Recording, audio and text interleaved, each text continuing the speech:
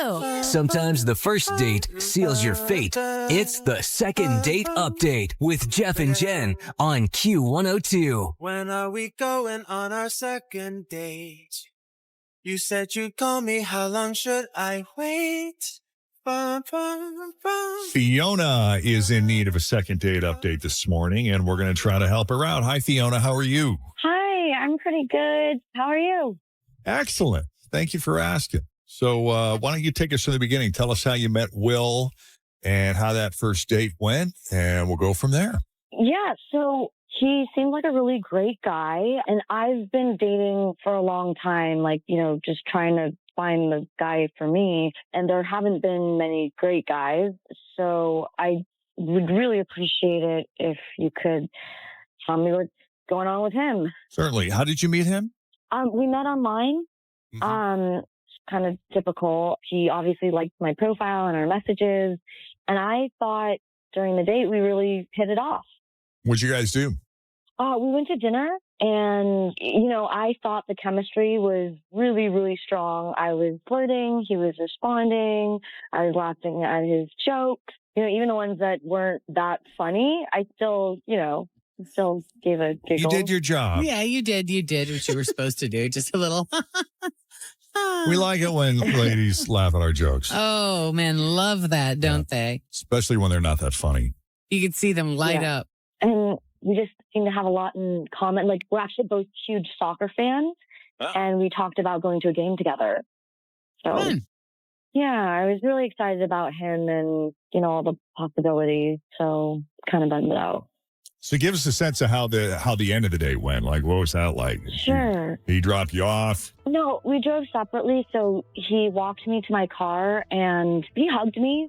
I was a little disappointed that he didn't want to go out for, drinks or something, but that was okay.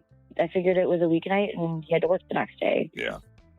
But there weren't any indications that we wouldn't be seeing each other again. So, I thought it went well.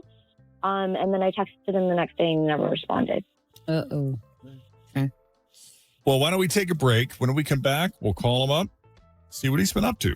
Okay, great. Thank you. Sometimes the first date seals your fate. It's the second date update with Jeff and Jenn on Q102. When are we going on our second date? Will and Fiona met online, and after talking for a bit, they made a date.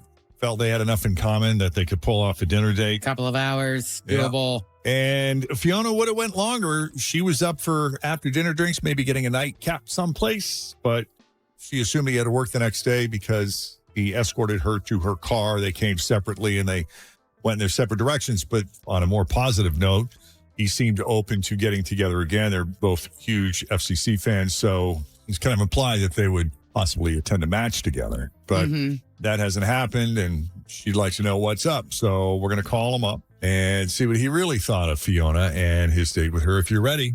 Yes, I'm ready. All right, let's do it.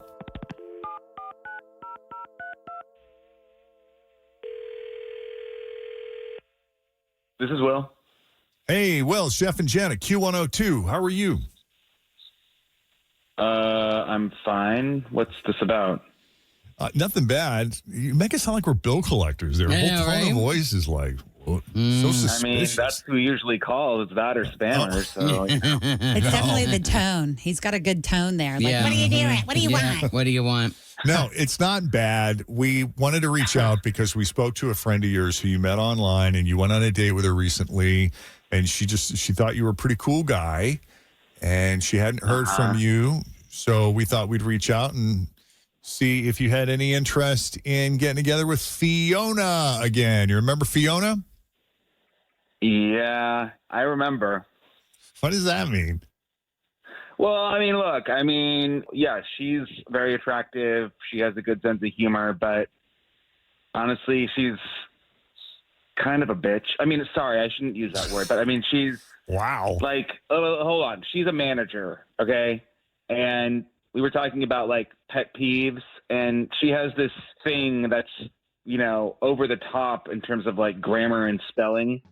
Okay. So she told me that at her job, like if an employee sends an email to her that has errors in it, she like prints it out and then takes a red pen and corrects all the grammar mistakes and then gives it back to them. my God. As if she's an English teacher for like juniors in high school. I see. So these are internal memos. These aren't memos that are going out to clients or anything. I mean, I don't know. It sounds like they're just emails, but I mean, that's the only reason I can think she'd be consumed with grammar and spelling is if it was going out. Yeah, I don't know. But honestly, look, I was not a good student in English, and I just don't want to be like constantly corrected and have to feel like I have to talk and act grammatically perfect. So I just was like, for the rest of your life. I just can't imagine being in a relationship with someone like that. I'm sorry. Ooh. Hey, that's honest. That is honest. I'm sure that's a thing for a lot of people. Yeah, it was just like a huge turnoff. Yeah, and odds are good, even if she doesn't like take your grocery list and spell check it and correct it. Even if she doesn't do it, you know she's thinking about doing it. No doubt. That she's noticing, right? Yeah, she's wanting to. She's eager. Oh, boy. Well, let's bring Fiona into the conversation because we have her on the other line. I'd like to get her reaction to that. Fiona, you still there? Yeah, I don't know what to say. I expect a certain standard from my employees.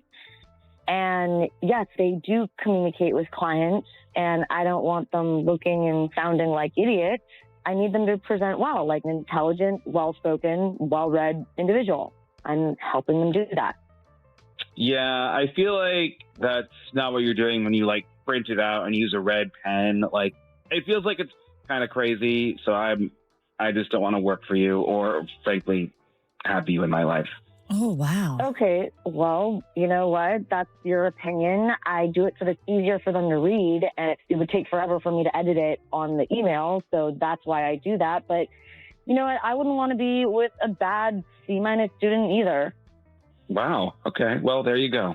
Yeah, there you go. This guy really That would have taken me out of the quit. equation. Yeah. Especially like if you're going to be critical of the words that we say, because a lot of times, you know, I just don't say the right thing. You got some backwoods Kentucky in you, just Well, like I got a also- little small town yeah. Illinois in me. I also enjoy making up my own words, which is not always You're great at it. grammatical. Yeah, it's just grammar. I like words like ain't. I think every once in a while I'll throw an ain't in there because I just think That ain't right. That ain't right. Yeah. I know it's not correct. You done messed but it's up. way more fun to say that ain't right or you done messed up. Yes. It's part of our American lexicon. That's right. It's us being charming. Yes. But Ain't that right? My favorite is when she types it out like that. Yeah, for sure. Do you wanna? WANNA. Do you wanna? Yeah. How do you feel with people texting though? Because that's the biggest grammar Nightmare. situation on the planet. Yeah. Lowercase, no punctuation, lots of abbreviations. Well, would it kill you to capitalize the first letter or like use a period at the end? Well, now you're asking too much. Yeah. But we appreciate you taking the call, Will. Oh, no problem. Fiona, you put yourself out there. Now we know, not a match. Yep. And best of luck to you both. Thank you. Take it easy. Bye. Bye-bye.